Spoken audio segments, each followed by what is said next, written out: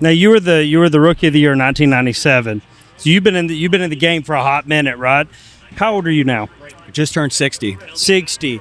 And your reaction time is still, I hope. On key. It better be. It has been, right? I feel like I have to work in the off season, and I try to, because you got all these new kids coming in, and they are kids, and it's like. What do you do to stay sharp? Reaction time. Like I used to teach racquetball in college, and played a lot of tournaments, and got to be an open player, and I always felt like that reaction of a ball flying around at 180 miles an hour always helped my hand-eye coordination and the speed that I had to react to something. Since then, it's just, anything I can do in the gym. You practice with a little practice tree. They got these little trees that Brittany might have talked about, and we can just practice with them. Yeah, me and Alexis did that last time I was here. I almost beat her. Yeah. She still had me, though. Now, what has changed the most in the sport from 1997 to 2025? Man, well, the speed.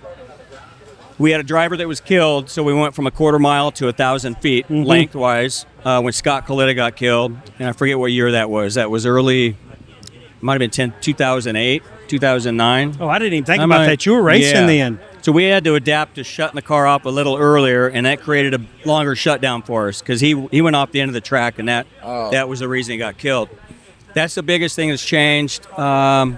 Safety-wise, the death of Scott, we had a couple other guys, and then the scary wrecks that John Force had caused us to really beef up the security of the driver and the safety and the head paddings and things like that.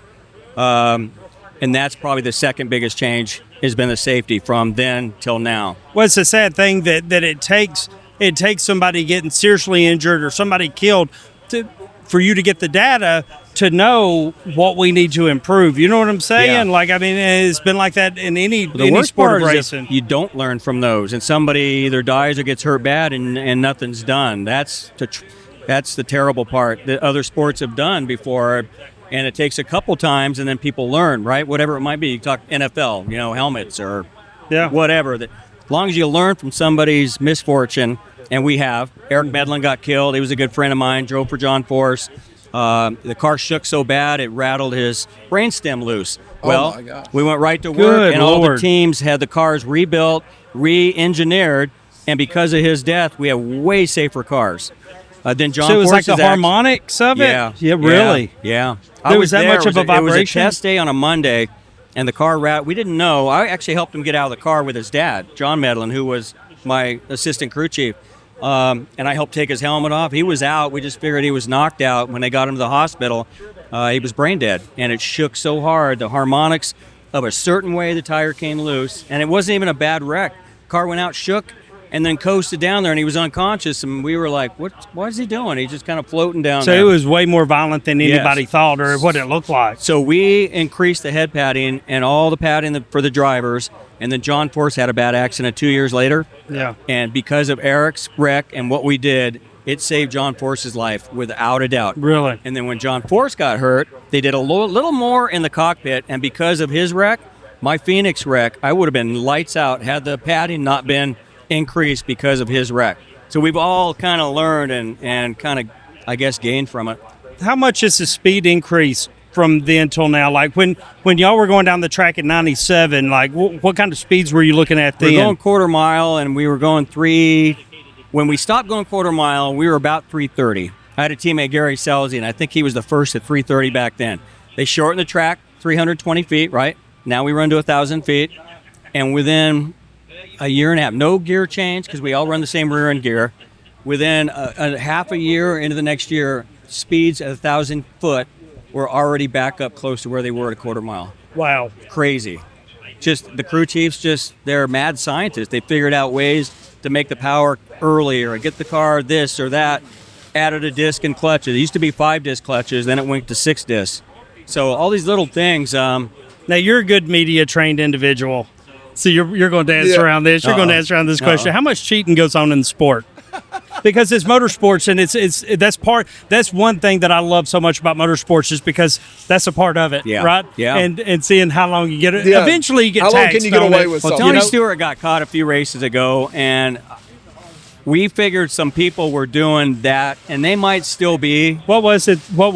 We're not even sure exactly, and we're not even sure. NHRA wouldn't tell everybody else what exactly it was. They didn't want everybody doing it. Yeah. So we kind of, my crew chief had an idea something was going on, because you get the incremental sheets from everybody every run, and he was like, there's no way this car went this quick to 30, 60 feet, 330, whatever it might be. Do you have ideas on what it was? I do. Yeah. Yeah.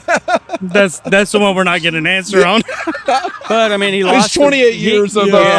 He lost the run, and you never want to call somebody out unless you're absolutely sure. And then if you go and do it, like my crew chief's like, well, we could try to go there, but then our luck is we would get pulled into the tent, and next thing you know, you're. They get the whole steroid era of NHRA. You know, Barry Bonds not getting in the hall. So, Ron, you're 60 years old. You've been doing this for 28 years. How much longer you got in the seat? I just signed an extension with Napa for a couple more years, actually 4 years. But we are bringing on a new team next year, which I believe you're going to have her on here. Maddie, right? Maddie, 21 years old. I grew up with her dad and watched her grow up. She's going to drive a top fuel dragster for us. We're adding a. Is there a benefit to? Because you see, the new racers coming in are women, right? Yeah. A lot of the new. A lot of them. Is there something that y'all are seeing from an ownership standpoint that women are like a quality they possess that the men don't? Yeah. They're definitely smarter than we are. Patience. No, if you go around the junior dragster program, which is a lot of them around the country of these kids, and they have to age out at 19 or 20 to get out of these junior dragsters, most of them are girls. And if you look around our sport and compare it, and I'm not dissing NASCAR, F1, or IndyCar, how many champions have you seen over there? We've seen a lot of girls drive, right? And some good ones, even road racing. But how many champions have you seen like you've seen in NHRA? Shirley Muldowney set the way, right? You've seen the movie Heart Like a Wheel, great movie. She paved the way. And there's some great champions. Brittany Force, I mean, you just had her on. One of the fastest. Even at the lower divisions, not to say lower divisions, I mean, they're still racing here on Sundays, but you got Erica Anderson has won how many championships? I mean, it's ridiculous. 10, maybe? Yeah, I mean, absolutely insane. The girls can drive, They brother. can drive. And they have the patience, and that's maybe I need to get them to talk to my wife on how not to quit beating up our damn Suburban. Man, that thing goes through the damn car line. Justin, they're really good in a straight line. Oh, touche. There's no curbs out there. There's no curbs. Yeah. He said that, not me. So what you're saying is you'll let them go down the line, but you ain't let them park your car, Listen, right? you're not dragging me into this. I'm pleading the fifth right now. Go over to Brittany's car and all the rims have scuff marks on them. Yeah, right. Yeah. We need to go investigate this. Start looking at the rims on her car. Go look at the rental cars that they're God. driving. While his daughter's, 10 feet away right now, like, say something bad. I got you. She does have marks on hers from hitting the curb, by the way. So you signed a 4-year extension. Yeah. Do you think Two? It's got couple option years in it. And I'm first time I've ever thought about getting out of my seat particularly and thinking about putting somebody younger in when this next one's over. I've been with Napa Auto Parts almost 20 years. Wow. So, and you'd asked about why the girls, right, and the females, they are... Everybody at Napa Auto Parts in the marketing department and the race teams that handle that, we have a lot of women there at headquarters. And the way of the world now is, so more than anybody, social media, to see a girl that's really good at working on cars and doing stuff, anytime you stop and you watch, you're like, me and Nita was just having this conversation a few minutes ago about this, And so that kind of popped up a little bit, and I'd been watching Maddie come up through the ranks and jumped in her dad's funny car, and her license run, you would have never known it wasn't her dad in the car. And she's cute as heck, she's bubbly, but you walk in their pit area and she's down there pulling the clutch out with clutch dust all over her. I love it. Stops and signs autographs while she's blowing dust out of the clutch and puts it back in. Her little sister Macy has got a torque wrench and puts the motor together. She gets underneath and checks all the bottom end. Really? And she's a splitting image of Maddie. And you walk in their pit area. We just did a little while ago, and it blows my mind. This girl is holding a torque wrench that's as tall as she is, and they're putting the engine together and the clutch, and then Maddie jumps in it and goes and wins a race. That's wild. It is That's cool. wild. I think our time has run out, All but right. I think it's about time for us to go baptize my parents. Yes. You Can't ready wait. for that? I am ready. Ron, thank you for coming Yeah, on. man. We appreciate it. I would love to sit down with you at some point and us do a full episode. Come where you're at Yeah. and do a full hour episode. So I'll there's come so to much. you, wherever you Yeah. go. Let's do it. Where do you do Nashville's it at? fun. You do it at your house? We've kind of just been traveling. We've been doing a lot of episodes in Nashville because that's where a lot of people are. That way we ain't got to. It's kind of maybe kind of smart on our part money wise. We ain't got to pay people to fly out or anything. Who It's like, hey doesn't man, wanna just go to drive down the Nashville? street. Well, Yeah, it's a real easy Yeah, ask. You know what I mean? Hey, you want to come to Nashville? And everyone's like, yeah. Yeah. Any reason. Yeah, carve out an hour to hang out with us, and the rest of the time, Absolutely. go on Broadway and have a good time. So I like it. Are you staying at the Sahara again? Yep. Yeah, the Sahara. That's where he stays. We're at Yep. Resorts World. Oh, nice. Yeah. We should get together and do dinner one night. I will promise not to choke on my food, which It is a whole happened. other episode. I had to do the Heimlich maneuver Are you on the serious? chick at the chick, an Chickies and elderly Pete's. woman. Yeah, Yeah. she was an older woman at Sahara at Steakhouse. Oh, my God. Yeah, Dude, when my I steak knew he was tasted coming like- out the next day. I walk in the restaurant and there's a bunch of commotion. I look over and it's him, and he saved some woman's life. Literally, gave her the Heimlich. like 80-something years old. I thought I was going to kill her. I hit her the first couple times easy. I was like, I don't want to do it. I don't want to. If I can get it dislodged easy, and I was like, I got to go. And I just started.